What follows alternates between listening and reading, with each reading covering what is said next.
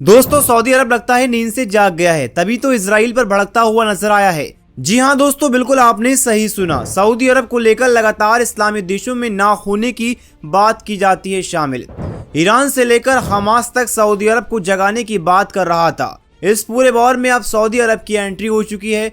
वो सऊदी अरब जो ऊपर से नाराजगी जताते हुए नजर आता है, लेकिन अब साफ तौर पर सऊदी अरब के जरिए एक्शन लेना शुरू कर दिया है और ये एक्शन इजराइल पर काफी भारी पड़ता हुआ नजर आएगा।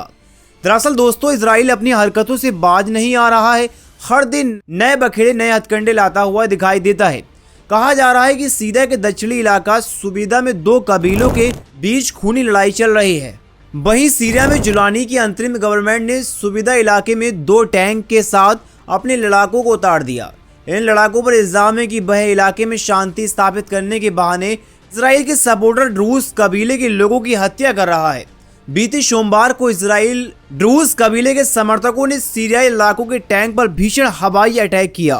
इस हमले से सऊदी अरब काफी नाराज हो गया है। जी हां दोस्तों, सऊदी अरब की नाराज हो गया है और इस भीषण हवाई हमले को लेकर काफी ज्यादा भड़कता हुआ नजर आया है। इस हमले से सऊदी अरब की नाराजगी साफ तौर पर देखी जाने लगी है।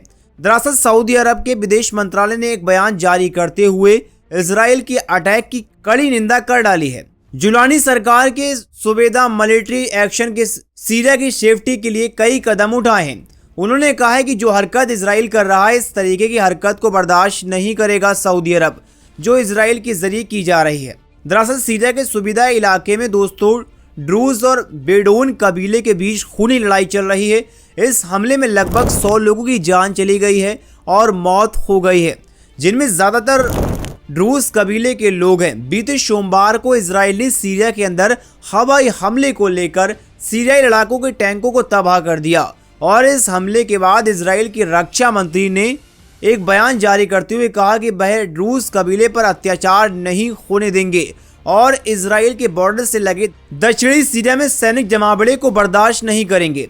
वहीं सऊदी अरब ने सीरिया में इजरायली हमले की कड़ी नाराजगी जताते हुए कहा कि सऊदी अरब ने जुलानी सरकार के जरिए सुबेदा में खून खराबे को रोकने के लिए कदम उठाए हैं, लेकिन जो इजराइल के जरिए अटैक किया गया उस अटैक की हम कड़ी निंदा करते हैं।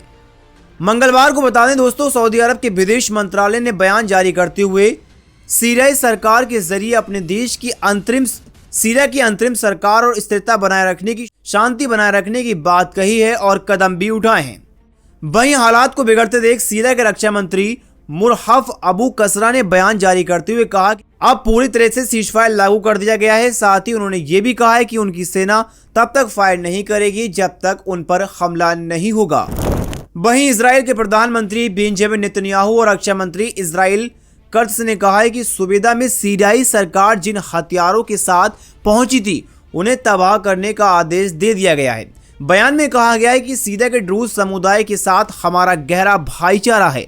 हमारे देश के ड्रूज नागरिकों के साथ जो संबंध हैं, उन्हीं के तहत हम वहां के ड्रूज लोगों की सुरक्षा सुनिश्चित कर रहे हैं। उनकी सेफ्टी के लिए हम अटैक कर रहे हैं। दोस्तों, आपकी क्या राय इस रिपोर्ट के बारे में? अपनी राय कमेंट में जरूर बताएं। वीडियो को लाइक करें, चैनल को सब्सक्राइब करें।